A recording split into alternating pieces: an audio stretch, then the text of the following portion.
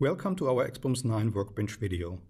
The Workbench feature allows application users to take advantage of a spreadsheet-like environment and functionality within our Navigator software and is available across all AixBOMS IX modules. It is a great way to quickly execute bulk data operations and carry out data import from .csv and MS Excel data sources. The Workbench feature is available in the list and relation list sections of many forms. Click the Edit Mode button in order to activate the Workbench. Add a single empty row to the Workbench in order to create a new PC component to be stored in a warehouse. The new row is highlighted green. Use the Copy Down command to fill the type attribute in the new row, then validate the new row to check whether the entered data is correct. The new component's class and manufacturer are entered automatically. A warning message shows that the required location information has not yet been filled in. Use the object search in order to locate and add the required location from the database.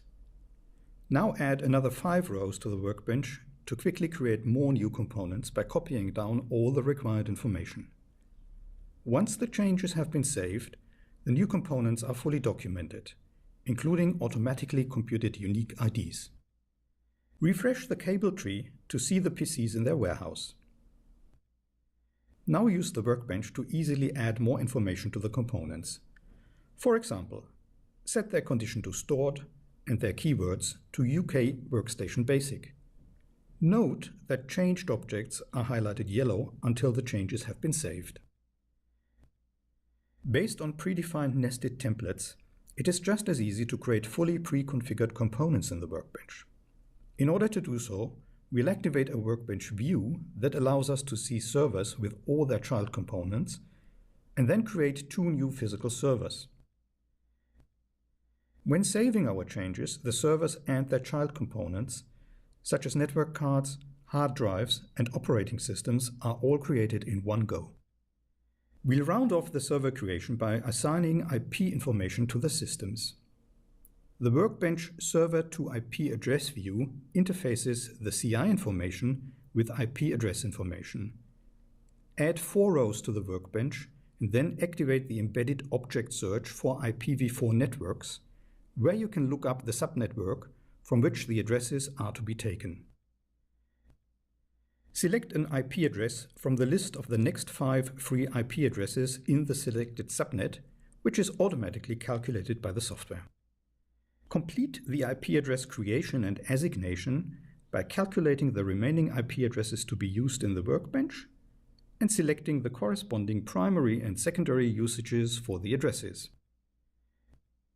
Now we will use the Workbench to quickly transfer legacy documentation from spreadsheets to AixBOMS.